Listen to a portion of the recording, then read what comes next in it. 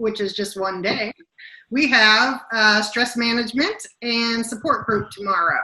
And on Friday, you should be getting emails for the following week. And hopefully we will have all the topics listed on there for you. We're also on Facebook, so as we get new topics, we'll put them on there as well. We appreciate your support and hope that we are supporting you not only with information, but with some of these fun games just to lighten our moods a little bit during this time. So let's go ahead and get started with Latricia today, and I'll turn it over to you. Okay. Is she on there? Thank you, Terry. Can you hear me okay? Can everyone hear me okay? Yes or no? Yes, I hear you. Okay, because I know I'm clear. during some of the other sessions, I think I can hear you well. I wasn't that clear. All right, so welcome. And again, my name is Latricia, the Orientation Mobility Specialist at the Lighthouse. And today's session, I'll be talking about orientation and mobility and directions.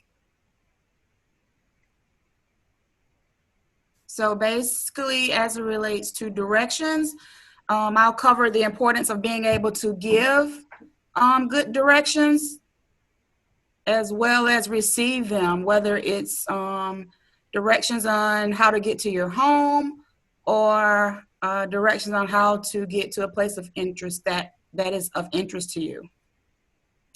So starting off, why do you think it's important to be able to give good directions?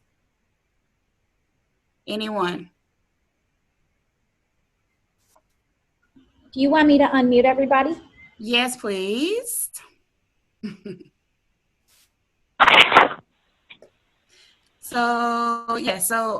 question was, why do you think it's good to be able to give good directions? So people can get there safely. Okay. And especially, to a person that's blind or visually impaired. Let me also add that. Yeah. So that was a good reason. I think that was Juanita. Yes. Okay. Anyone else have a reason why you think it's good to be able to give good directions? You would otherwise be lost. Right. I don't think being lost is a good feeling. I know I've been lost before, so definitely that's another good reason. To make it more efficient so that you get there quicker. Yep, that's a good one too, Terry. What about for emergency purposes? Yeah. If something happens and you need to be able to give directions to someone, say for example, to locate your house because of an emergency. Okay. Any other reasons you can think of?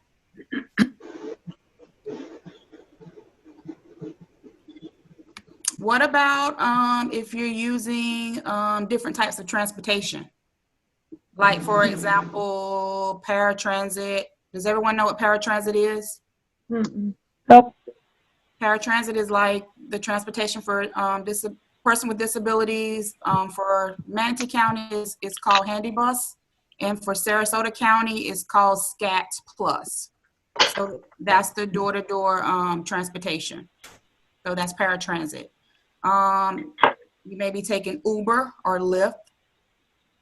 Does everyone know what those are? Mm-hmm. Yeah. Yep. Yeah. So basically, if you're taking, any type of transportation, it's going to be good to know or good to be able to give or receive good directions. I've seen in some cases where clients, that take one form of the transportation, they are able to give their driver maybe directions if they get lost. If they're taking paratransit, sometimes they're, just because they are blind and can't see doesn't mean that they can't give directions to that person, again, on how to get to their home. So, being able to give good directions in a situation like that when you're using transportation is definitely a good reason. Patricia, Yes. this is Debbie. Sometimes when I take a cab or something, I know where I'm going. I also know how to get there, so I give directions so that I can follow along as they're driving and make sure they're not going someplace I don't want them to. Yes. I just feel safer. Yes, that's a good reason, Debbie. That's actually a reason that I have listed also, is to keep up with where you are, in the environment. And that's a good example of, being in a taxi and you're able to, keep up with where you are. I've heard in some cases where clients that have taken a taxi, maybe the driver tries to go a longer route because that would mean that your fare will be higher. Okay, so Exactly. who you are and you're keeping track of that, then you may be able to intervene and say, why are you going this way when it's shorter or quicker to go another way? So again, being able to give, good directions and receive them are very important. Can anyone think of any other reasons why that you would like to share as it relates to being able to give good directions? It keeps you in command of your life. Yeah, that's a good reason. Yep. You feel like you have some control, right? Right. Everyone agree with that? Yeah. Yes. And as part of orientation mobility training, that's actually what we teach and work on with the client is, just because you have vision problem or you can't see, doesn't mean that, you actually do not need to know where you are at all times as you're moving around in the environment. Because again, hopefully it'll give a little bit more authority on your end to where you're able to be more in control. So what's the first thing you do when someone asks you for directions? What's the first thing most people do? X. Let's see if everyone gets this one right. Ask them where they're coming from. Okay, Kathy, that's what you would do? Yeah. I think the first thing I would say is that I am sight impaired and my directions may not be correct. Okay. Okay, so you let that person know? That I have a disability. Right, okay, that's a good thing. That's definitely a good thing to do because, again, if you are, like you mentioned, sight impaired, someone that may not know you, you would not have a vision problem. So letting them know that you do have a sight impairment is very good. So do you know that most people point when they're asked for directions, especially if they're on a street or something like that? Mm-hmm. That most people, that's the first thing they do is point. And I think sometimes I'm guilty of that as well. Yeah. So in giving directions, you have to really be, again, aware of that person that you may be asking directions from. Again, like she just expressed, that person could be visually impaired or they could be totally blind. So most people actually point. That's the first thing they do when asked for directions.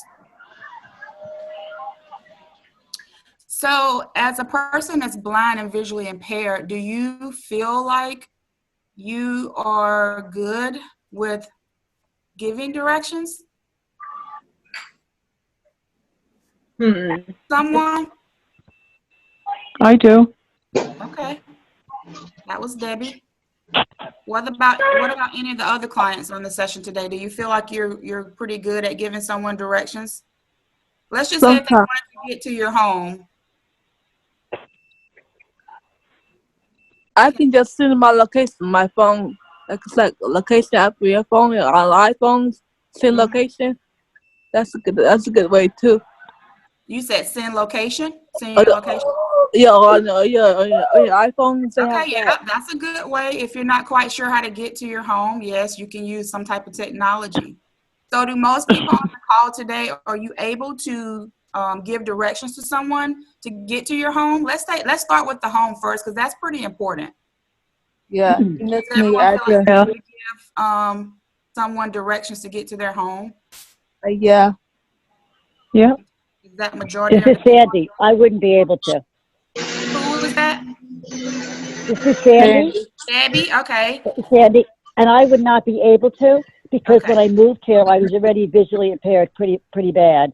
And Okay. I just don't know the side streets and so on and so forth. So I would be awful, I'll be honest. Okay, so Debbie, that would be something that I would definitely highly recommend that you work on. Again, as part of orientation mobility training, that's something that, you know, the specialists help our clients with, because that's important. Okay. And again, just because you can't see or you're visually impaired doesn't mean that you shouldn't be able to give someone directions to your home. So it just may be a matter of you and the instructor kind of going over almost turn by turn of how you would Right. actually give those directions to someone. So that is a part of O&M training that we do work on. And we definitely like to see, you know, the clients that we work with at least be able to give directions to their home. Because again, that could be a case of an emergency of something that's going on with you. And you would, you know, need to be able to give that information to someone. So Debbie, that is definitely something I would recommend that you work, you know, with the O&M specialist on, or even a family member, someone could help you. Okay. Okay. Is there anyone Okay. else? I jotted your name down also, Debbie. Is there anyone else in the session today that feel like you cannot give directions to your home? Yes, this is Sandy. Sandy? Yes, I would not be able to give directions. Okay. All right, Sandy, I'm jotting your name down. Okay. Yeah. And so, But I think I would say to them, honestly, don't you have a form of a Garmin or a form of a phone to just put my address in? right. Yeah, they could also do that. But I think, you know, as a Yeah. client also, you just want to make sure you're as Yeah. prepared as you can be as well. So again, Okay. that's definitely something that as an O&M instructor that we work with clients on, making sure, you know, that you can give those type of direction. And especially, I know we even start as early as our transition age clients that we serve. We want to work with them on being able, you know, to give those directions. Right. That's a skill, again, Right. that you can carry on into adulthood. So Sandy, I jotted your Right. name down as well. Okay, thank you. Yep. And before I move on, is there anyone else that may need assistance with being able to give directions to someone, at least to get to your home? Well, So again, as I cover different topics as it relates to orientation mobility, I hope that you can actually see how kind of each skill area just builds upon itself. And that's pretty much how training goes. You know, once you learn one skill, you're going to use that skill, you know, to build upon when you're learning something else. So you're continuously learning, and everything kind of comes all together, you know. If you can't follow directions or kind of give directions, then you may be a little hesitant to get out and move around, whether it's in your community, you know. If you can't follow directions clearly, you know, if I say, you know, walk out your front door, turn left, you know, walk east 2 blocks, if you're not understanding that, then again, that's going to affect your ability. That's going to affect how comfortable you feel moving around and navigating. Okay. So again, all the things, all the sessions that I'm covering is kind of like each skill builds upon, and you're going to always use those things. So also it kind of goes back to when I talked about landmarks and clues.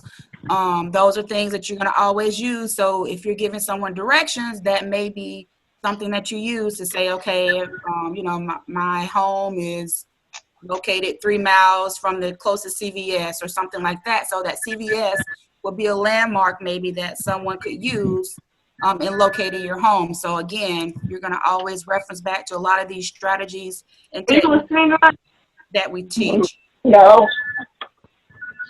All right, so I'm going to move on. All right, so Maddie, Can you play video number 1 for me? Yes.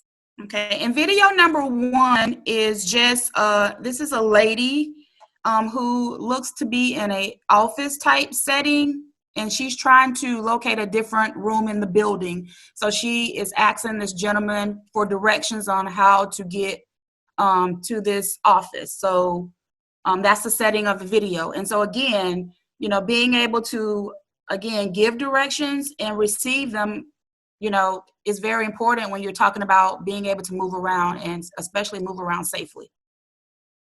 Okay, Maddie, you can play that video. In the meantime, if you're here tomorrow, please jump into our stress management. We're talking with Kathy on gratitude. So where we find gratitude, why it's important, who we're gratitude to. And immediately afterwards will be our support group. Okay, so I can tell Terry's got it up. Yep, let me move it over here to you. Hang on.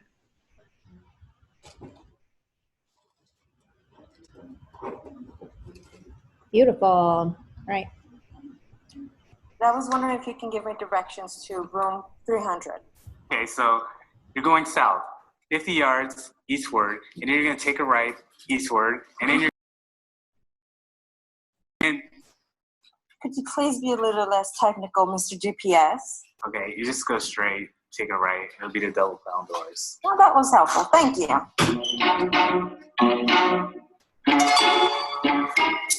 Just gonna step in here real quick, all right? So you're gonna want to jab with the left, hook with the right. Unless you're southpaw, then it's reverse. Can you hand me that folder right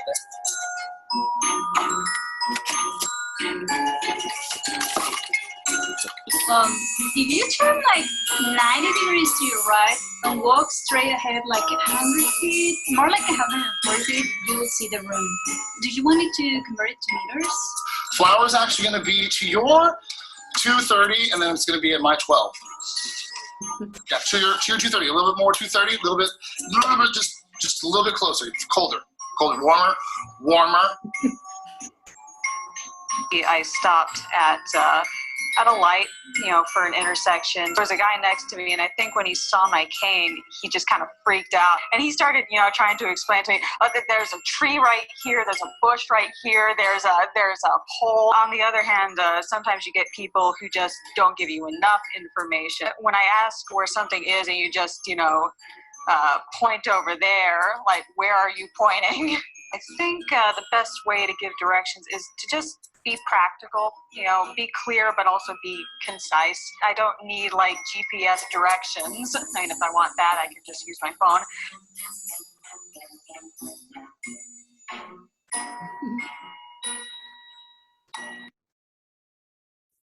Thank you, Terry. You're welcome. So as we can see in this video, you know, people are asking for directions, right? And different people are giving direction different ways, right? So the first person, I think he was, you know, being really precise, you know, go south, go east, go west. And for some people, they do like those type of directions, okay? And in mobility, we teach clients to use those directions. But for some people, again, they may not want you to be as technical. They may just want you to say, you know, walk straight ahead and then turn right at your first opening. So when someone is giving you directions, you may want to let them know, you know, how precise you want them to be, or vice versa. If you're giving someone else directions, you may want to ask them, you know, how precise they want you to be. So because you can give directions in different type ways.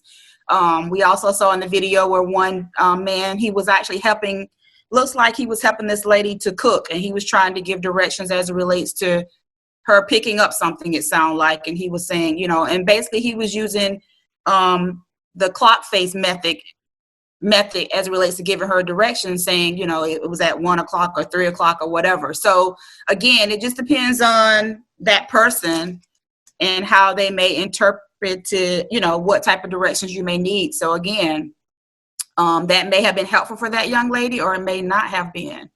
So again, when someone is giving you directions or you are giving someone directions, it's best to kind of have an understanding of, how precise they would like for you to be. Okay, so I'm going to move along. So I'm going to go over some tips for giving directions to someone with vision loss. Okay, so if someone is trying to give you directions, they need to describe the environment in detail. Okay, the more they can tell you or the more information they can give you, the better that will be for you, the clearer it will be. And it kind of, I have some examples here. Let's see. If you tell the person that the train station is 2 blocks to the left, he or she will probably get there. Still, it's always more helpful to paint the picture a bit. There's a bakery next to the train station. So for example, when you smell the fresh bread, you're right there. There's a street being repaired. You will hear a truck and street diggers.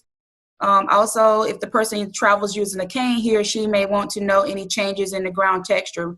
For example, if there's concrete to grass or a carpet to tile, those type of things. So as descriptive as that person can be that's giving you the directions, that's going to really help you. Again, as I covered in one of the other sessions, you want to get that mental picture in your mind so you can actually update yourself as you're moving along on wherever you're trying to get to, okay?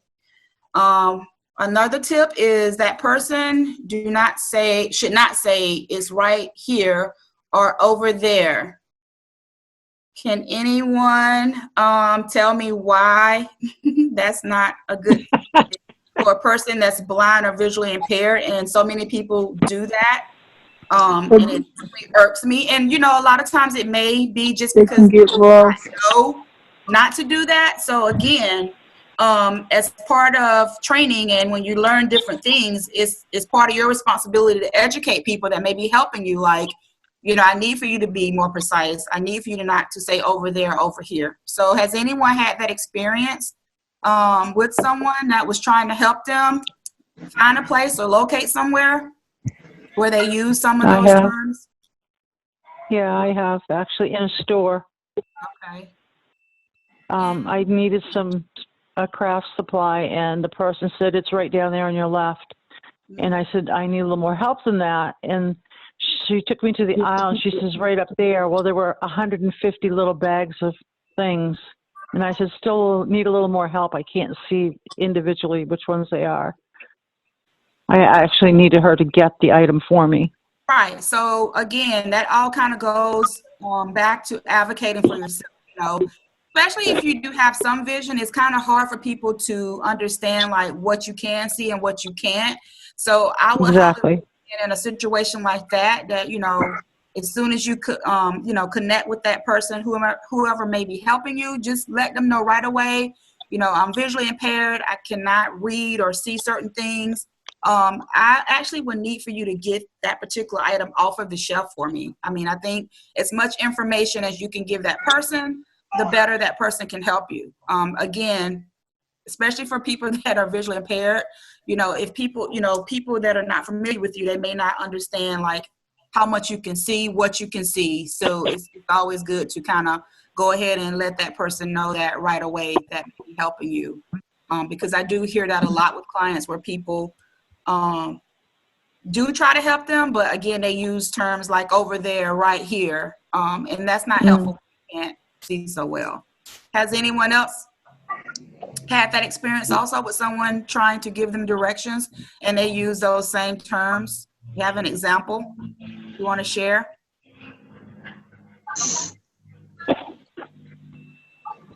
Patricia? All right. Yes. I know that I have done that. Terry? And I think that it's just because, when you're not around someone that has a visual impairment very often, you're just used to it. It's just a habit, I think. And yes, then, and I think the more you're around people, wake up. And you say, oh, it's to your right. You really have to learn how to give directions, I think.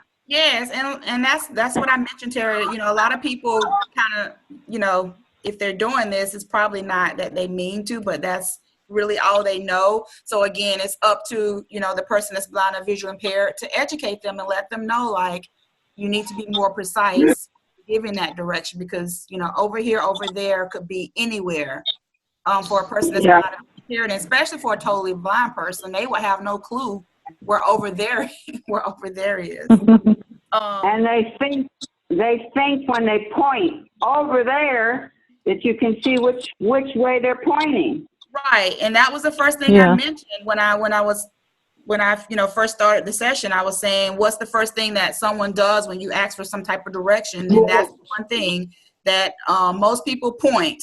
And again, if you're blind and visually impaired, you may not see them pointing, for one, and you may not see where the direction that they're pointing in. So, yes. And sometimes they get a little bit sarcastic. Can't you see it? It's right over there. Yeah. So again, and I say no. Yeah, it's about educating people. So I'm gonna say this. Remember, here and there alone are meaningless to someone with severe vision loss. For example, if a person asks you to find the elevator, don't say it's over there to your left. Do say, okay, if you walk straight down the long hallway to your left approximately 100 feet, you will pass a set of water fountains that makes a noise sound on your right. Just when you feel the carpet change to tile, you will find the elevator directly in front of you. So who feels like those were good directions to give someone, to give you, being, you know, blind or visually impaired? Do you feel like that set of directions, you could possibly find the elevator? Yeah. Gave you? Oh, yeah. Yeah, it was very descriptive. You know, they were kind of simple, but they were precise, I felt like, as opposed to saying walk straight ahead over there. Like, over there could be anywhere. So those directions I feel like were very clear, and a person that's blind, totally blind or visually impaired, could actually find the elevator. And it gave you a lot of different senses to figure it out. It wasn't just one thing, like walk to your right. You talked about hearing things and feeling the texture. Yeah, and you went from, it sounds like a tile floor to another type terrain under your feet. So you should definitely be able to tell the difference in that. Or if you're using a cane, you know, walking on a tile floor as opposed to walking on carpet, you would definitely be able to hear the difference in that. So again, coming back to a lot of those other sessions that I've covered about how your other senses, excuse me, come into play as it relates to navigating around. So again, everything kind of comes in full circle where you're using all of those skills, or you could be using all of those skills at any given moment as it relates to you navigating the environment. So you just keep building, you keep building. All right, so let's see. Another tip for giving good directions to someone is point out potential danger points along the way. That's very important, you know, especially if you are traveling along a sidewalk and there may be construction. You know, if you're able to let that person know as you're giving them directions, you know, walk 1 block south, and you're going to come to some construction. Maybe you have to step off the sidewalk and walk into the street a little bit. And then, you know, maybe 5 feet, you actually can get back on the sidewalk. And that's very critical, because I have seen where there have been clients that are blind and visually impaired doing traveling, and they may encounter a piece of the sidewalk that just disappears. You know, they may be working and there may not be a construction sign or something there that lets that person know, like, hey, something of danger is coming up. So if you're giving directions, you know, if someone's giving directions to you, you want them to be able to give you, though, you know, that critical information about if there's something of danger that you may encounter along that route, that you may visually may not pick up. So I've seen it, you know, should it be that way? No, they should have some type of sign there or something that's going to let you know that, hey, this is dangerous. But I see it all the time with construction along the sidewalk, and particularly where, you know, there may be a chunk of sidewalk missing, or there may be a change in surface that's really, you know, that's really can catch you off guard to where it could be a fall for a client. So if a person is giving you direction, definitely they want to include things that could be potential danger to you.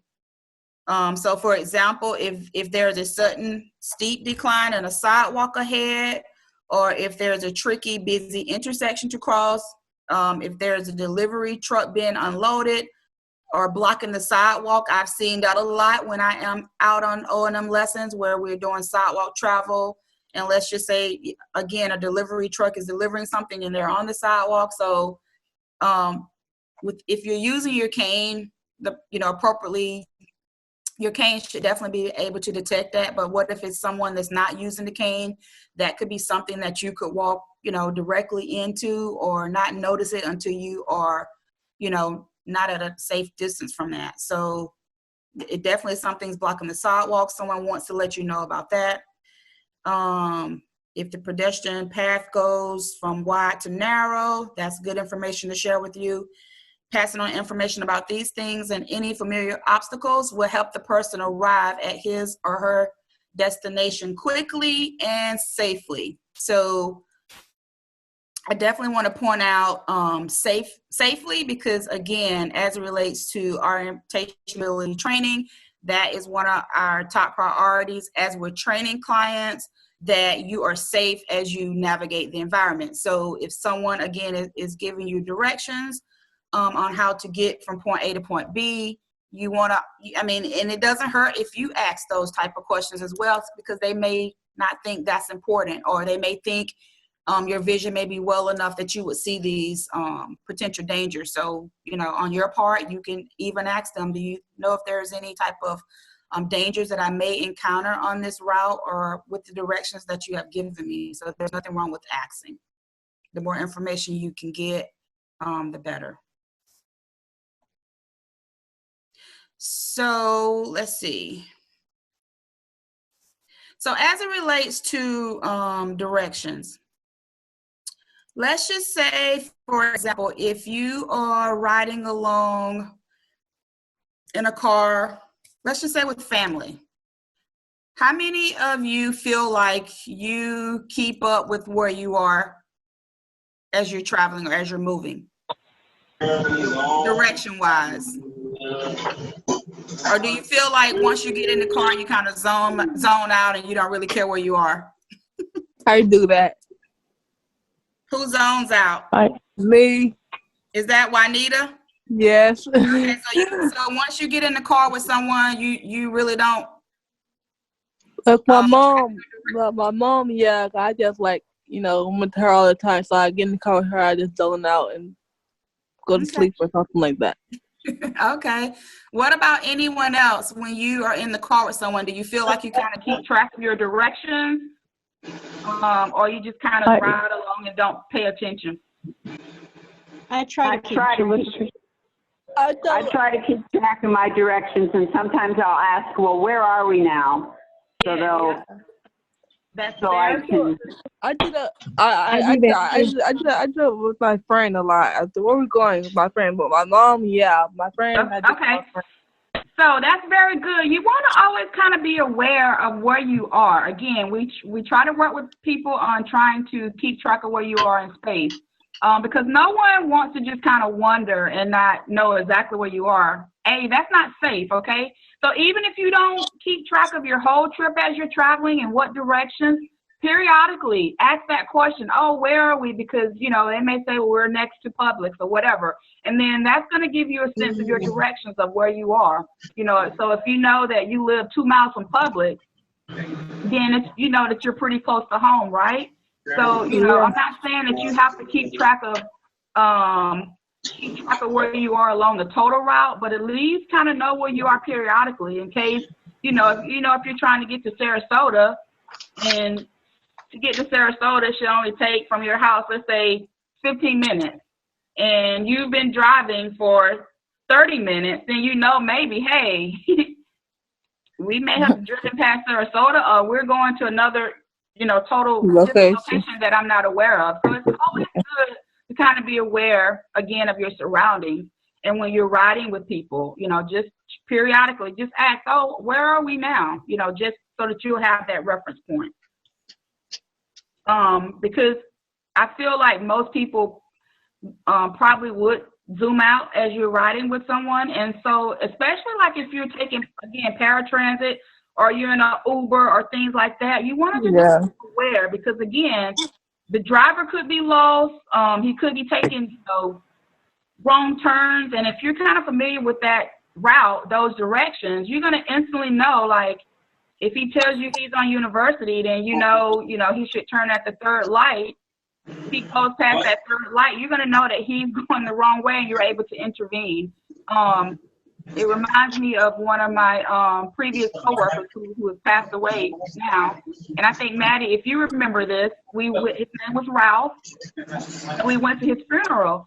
And his brother-in-law Ralph was totally blind, and so his brother-in-law was able to get up and speak about, you know, the person he was, and being blind, you know, and that he learned a lot from him, even though he was blind. But he was saying one thing that he really admired about him was that he could give really good directions, and was totally blind, like he could tell him how to get somewhere. He was like his GPS.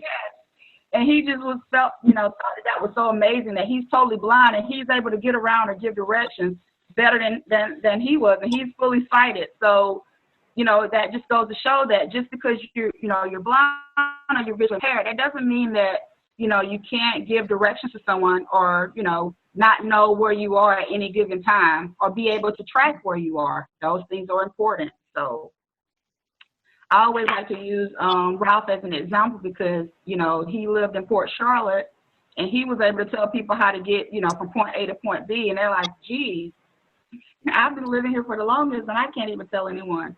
You know, and so many people, I know I'm guilty of this. I'm guilty with not remembering the name of streets. You know, when you're trying to give directions, that really helps, you know, to give a name of a street, because then, hey, that's the way you can reference back to know that you are following the right direction. So I try very hard, you know, for example, when I moved to my new neighborhood, I tried very hard to remember all the names of the streets. You know, I could easily say turn, make your first right, make your second left, but if I could give the street name, if someone is trying to find my home, I feel like they could find it a lot easier. So, you know, take the time out to try to remember the name of street. You know, if you have to write it down, practice.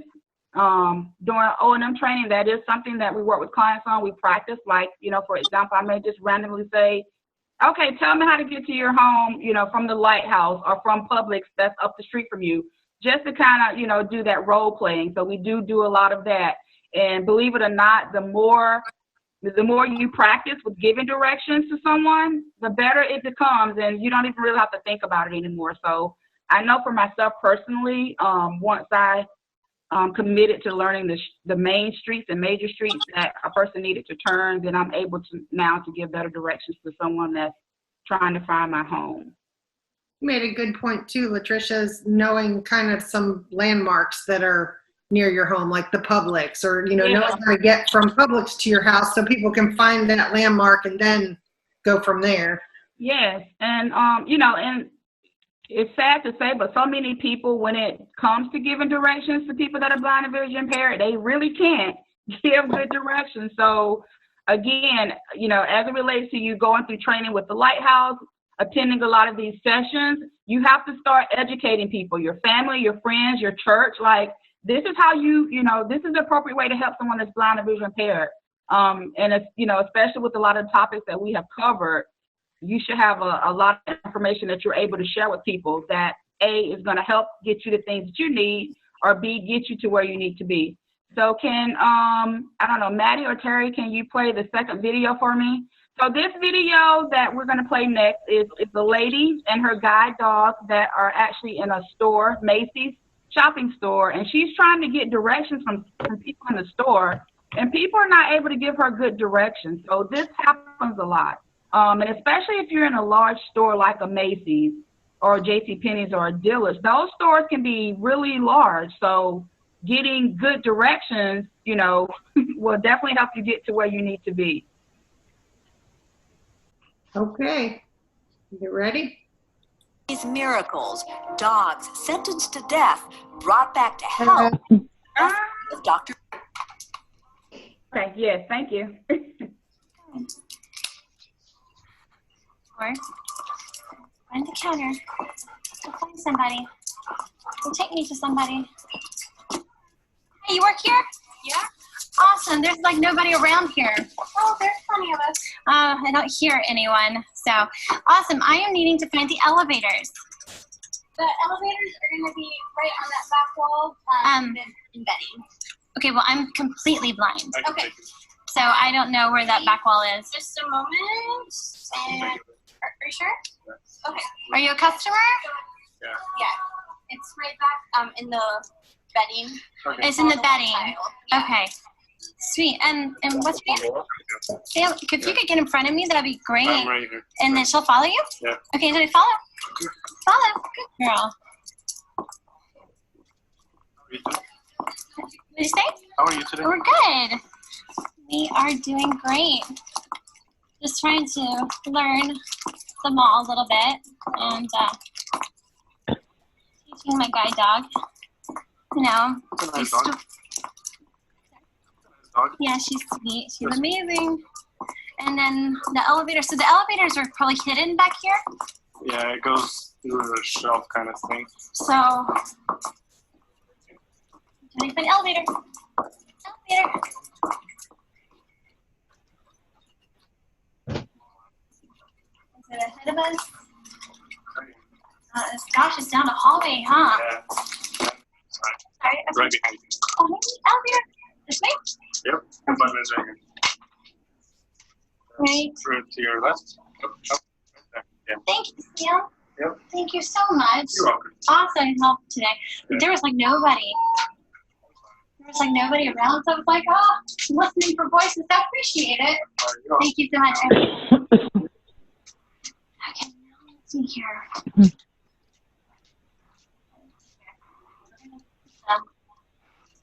We're gonna name.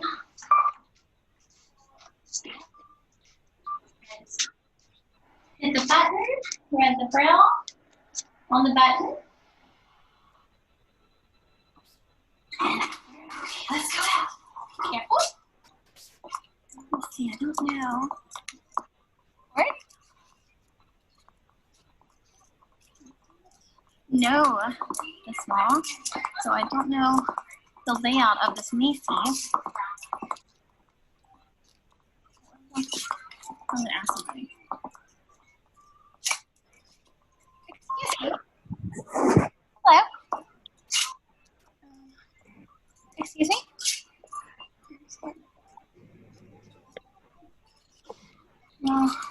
Yes. I have a question. Where's the cosmetics? Oh, cosmetics. You turn around. Okay, turn around. And go straight.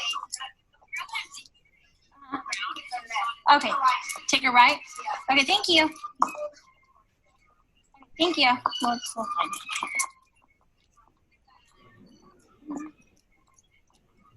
Or?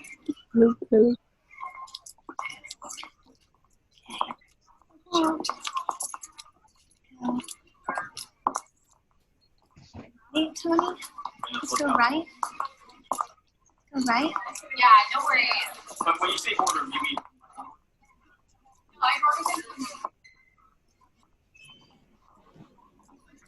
Get right.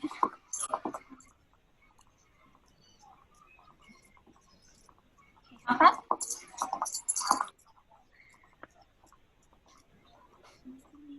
Cash register on the left.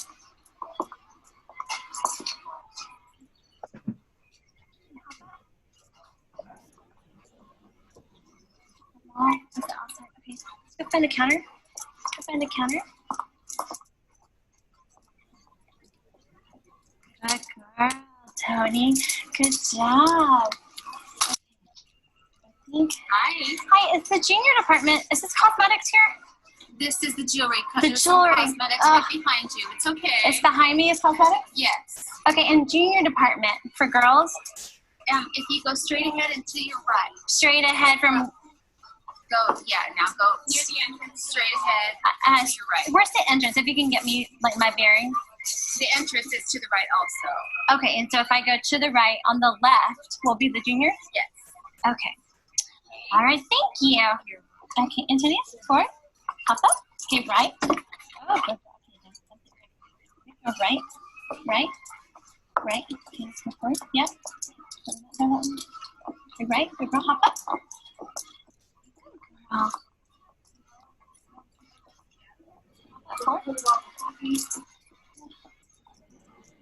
Instructions are not as easy as they sound.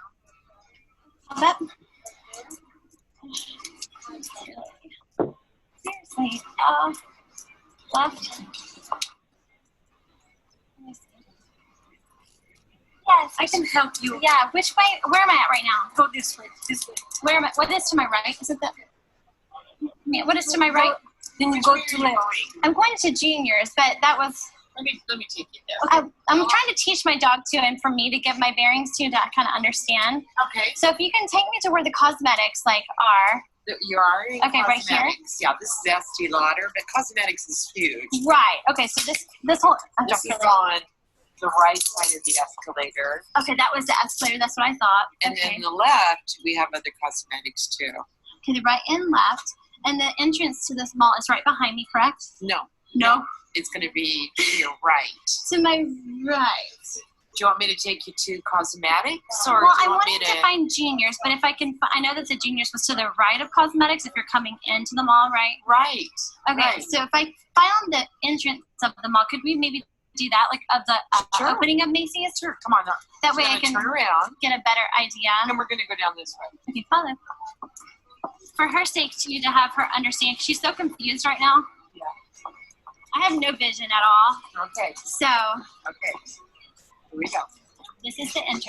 Okay, we're going to go all the way down to the entrance, okay? Was that Mac right here on the left? Mac? We just passed Yeah, Mac, like Lancome, Benefit. Okay. We have a new Impulse area. So when people say the entrance is behind you, I don't even have a clue like how many feet until the So entrance. the So entrance that was a is good gonna way. be, yeah, the That was entrance a good is going to way. be right here. I'm going to take you out of the mall so you get a really good view. That would be very helpful. Now you're out of the mall. Okay, now you're going to turn around. Now I get it. Okay. So to the right is going to be juniors. Okay. Okay. Got it. And straight ahead, Straight ahead is all cosmetics. all those different brands. Right. Okay. And then to the right there is fragrances. To the right? When you walk into Macy's, we have fragrances right in front of you. Okay. Okay. Perfect. Okay. So This you is wanna how go- you I wanna would. go this way. Yes. Okay. To the right. Okay, to the forward.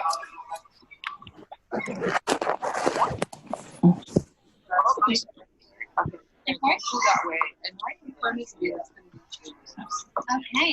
All right. And if I could find the counter to where they could, I gotta do it. That's the alternative. I'm going to go. You get in front of her? Yes. Mm-hmm. Okay. Continue. Come back this way. Forward. Because I know this area could be a little large too. And she can't see over all the clothing racks and no. And she's been working so hard today in the mall. So she's a little bit We're going to make a left here, okay? overload. Okay. Good girl, tall girl. Right. Right?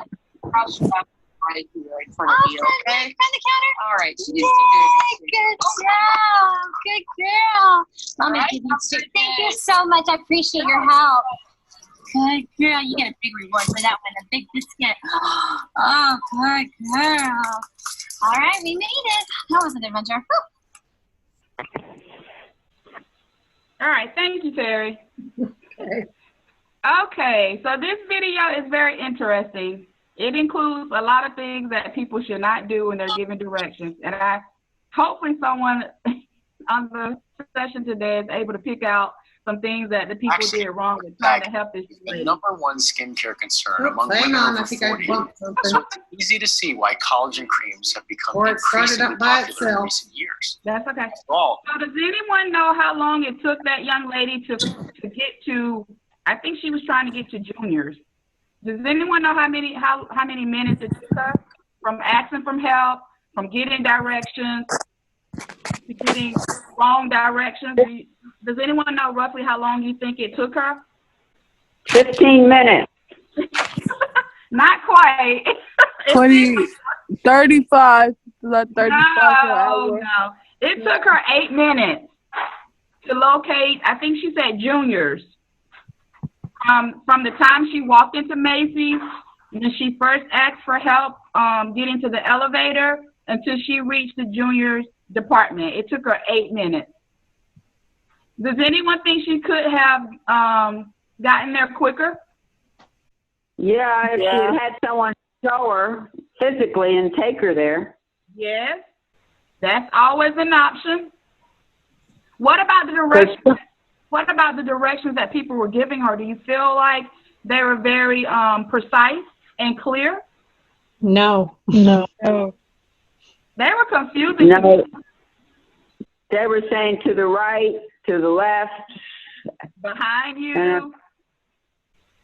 Yeah, she was really she was confused, really. And plus she was using her dog guide, and so that had to be confusing for her dog guide as well. So she wasn't using a cane, she was using her dog guide, but she said several times that she was confused. So obviously. And what about when she got in the elevator? What if there's more than 2 floors? How would she know which button to push? Well, she was using the Braille writing in the elevator. So okay. Obviously she was the Braille reader, Braille user, so she was able to locate the buttons and read the panel by reading the Braille. Again, as it relates to O&M training, there are some strategies and techniques that you can learn if you cannot see the buttons for the floor, of how to know if you're actually getting off on the appropriate floor or not. So that's part of training that we do also. But I could just kind of hear a lot of the things in this video that we just talked about, like that you shouldn't do when you're giving someone directions that's blind or visually impaired. So this video was definitely a good example. And I like when she was asking them like to give her a reference point, because it was obvious that she kind of knew where the entrance was. So if she could get to the entrance, then maybe she could figure out the rest of the directions to get to where she was trying to get to. So any other thoughts on that video? And has anyone else ever been in a situation like that? Because Macy's is a pretty big store. And even as a sighted person, sometimes I do get turned around. So I can only imagine someone that's blind or visually impaired trying to navigate a store like that.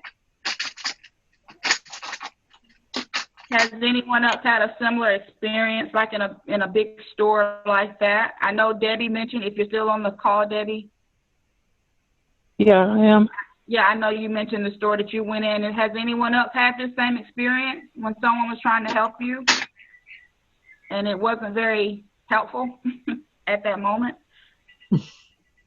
I always try to orient myself to the makeup and perfume center in a Macy's. Mm-hmm. And orient myself from there because it's large and you can usually smell it. Right. Yeah. So you're using those other senses that I talked about, where you have to kind of use other senses to get information that you need. You know, whether you're trying to locate a certain department in the store. So yes, again, all of those other skills definitely comes into play. All right, so I'm just going to quickly go over some things that you can do to help you with directions.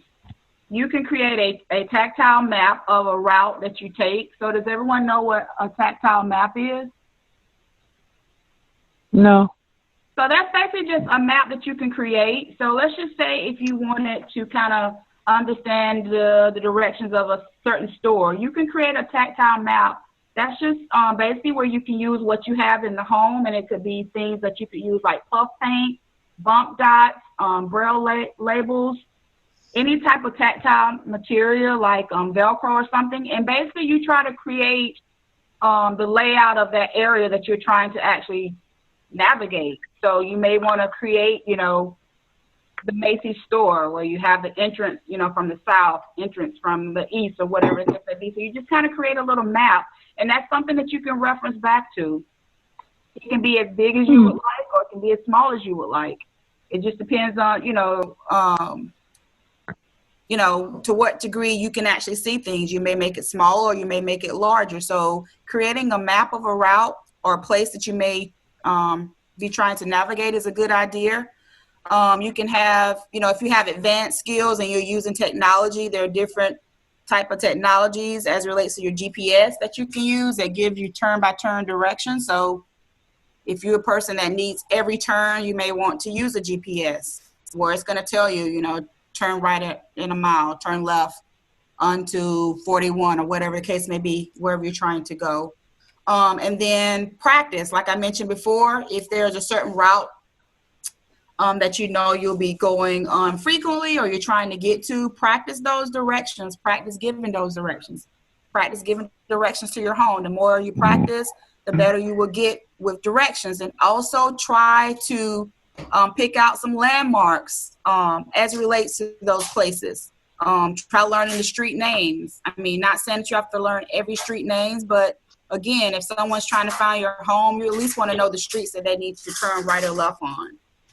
And then, try using directions like north, south, east, west. With a lot of people, they're able to understand that a lot better than you saying, over there or turn right, turn left. And again, that's something that the O&M specialist can work with you on during O&M training. And I would just say, finally, when you are getting directions from someone, it's important to repeat back what they're actually giving you so that you know that you truly understand those directions and you're not taking a chance of getting lost. So it's okay, once they give you those directions,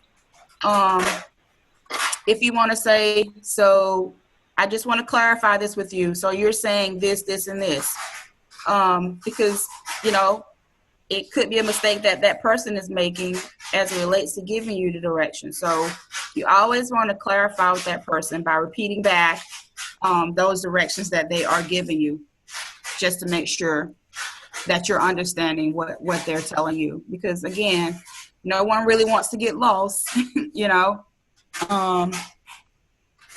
because that could be, a totally different situation. So does anyone have any questions or any other input they would like to share as it relates to directions and giving them or receiving them from someone?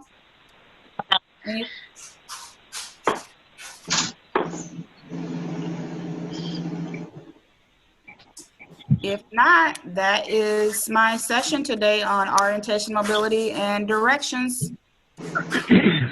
Okay. Thank you. Thank you. Thank you. Thank you. Thank you. You are welcome. Very good.